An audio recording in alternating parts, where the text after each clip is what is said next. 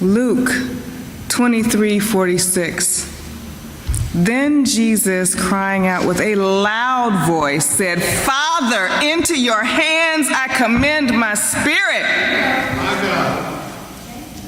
Having said this, he breathed his last. What did it take to muster a loud voice? He said this loudly not for God to hear, but for the witnesses, so they may know. The power of intimacy with God, the power of alchemy from God, the power of trust and surrender. I chose these last words because I know firsthand what it's like to utter them. I said it this way: God help me. It means the same thing. Aretha, Nina, Hallie, Charlize, Mary J., Rihanna, Tina, Mariah, Madonna, Christina, Cicely, Whitney, and Courtney. And a multitude of folks I don't know. Male, female, and the non-binary spectrum in between, gay, straight, adult, and surely teen, and between the dichotomies of black and white, the rainbow have something in common with me.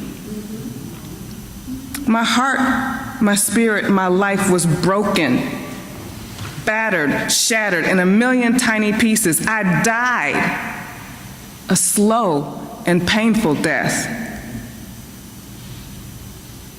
The death of a soul while it lives is like the metamorphosis of a butterfly.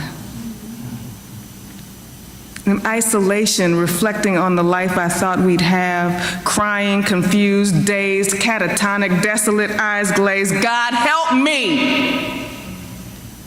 I had just been liberated. My soul was crushed, my hopes dashed, my life inverted. God help me. My heart ripped torn, my lungs forgot to breathe on their own. God help me. 4 tiny paws, tail wag, gotta go outside. Put my clothes on every 2 hours to take 4 tiny paws outside. Fresh air, green grass, look, there's a tree. God help me. I was content watching TV or having TV watch me. Found a show that made me laugh in between my tears. Thankfully, God got me out before I lost more years. Now 4 tiny paws take me out before I drown in tears. God help me. What is love, baby? Don't hurt me no more. What's love got to do with it? Yes. Never had a hand laid upon me with malice or intent, only stealthily creating unceasingly intentional discontent. Pushing a knife in my vulnerable spaces, then a twist, add salt, and madly shout about, God help me. I'm free, but wondering, how could this happen to me? Many people run into this situation oh so casually. Bait and switch, and then there's a glitch all up in your matrix. I suffered a death, a horrible death, a death of dreams and hopes, but also of one who could live there with you. A part of me died that needed to, because God was there when I called, God help me. 4 tiny paws made sure I didn't die. God is with the butterfly that develops through a process called metamorphosis. Yes. This is a Greek word that means transformation or change in shape. Egg, larva, caterpillar, butterfly. The pupa is the transition stage. When the caterpillar is full grown and stops eating, it becomes a pupa.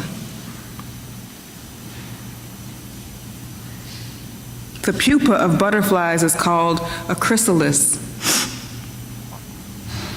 When suffering or recovering from intimate partner violence is called isolation. I read somewhere that when caterpillar is in the chrysalis, it thinks its life is over. It literally liquefies. In recovery isolation, it's called a couch or bed or highly functioning depressive. This stage can last from a few weeks, a month, or even longer. Some species have a pupal stage that lasts for 2 years. I resemble that remark.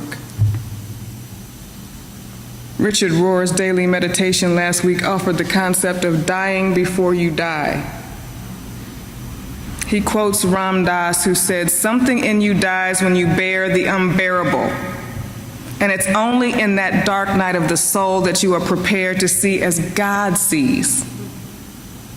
Sooner or later, if you are on any classic spiritual schedule, some event, person, death, idea, or relationship will enter your life with which you simply cannot cope using your present skill set, acquired knowledge, or willpower.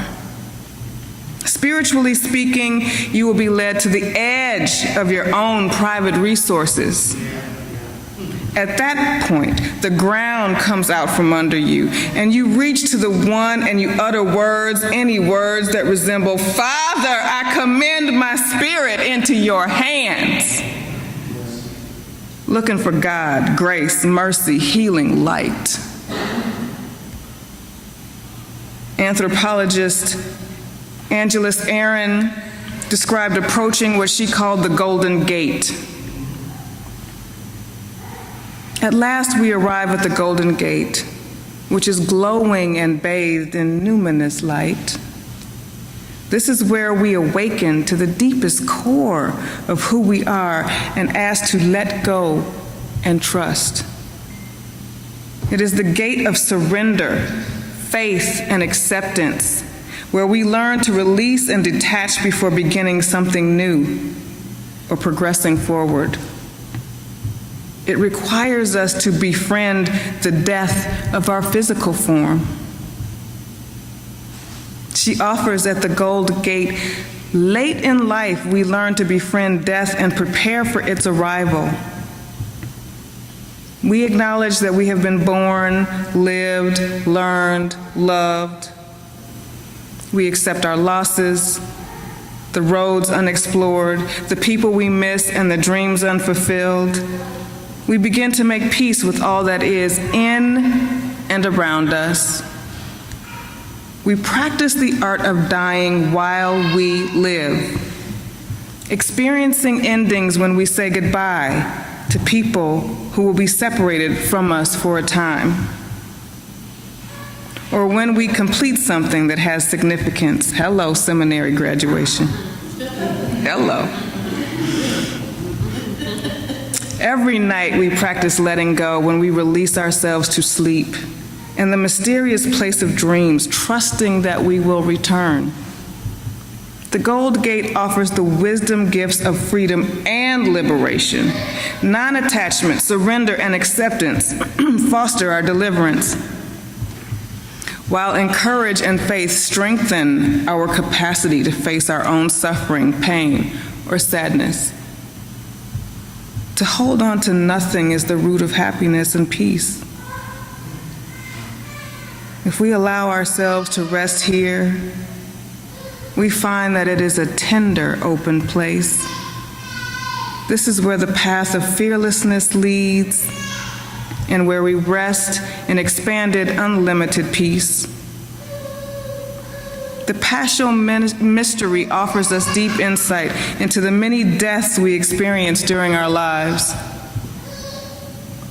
It is with love and grace, as a womanist theologian, I embrace all at the intersection of race, class, and gender with healing and hope. At the pinnacle of dawn, the good news is I see a crack in the chrysalis case. Onward, emergent, beautiful butterfly, as your wings begin to dry.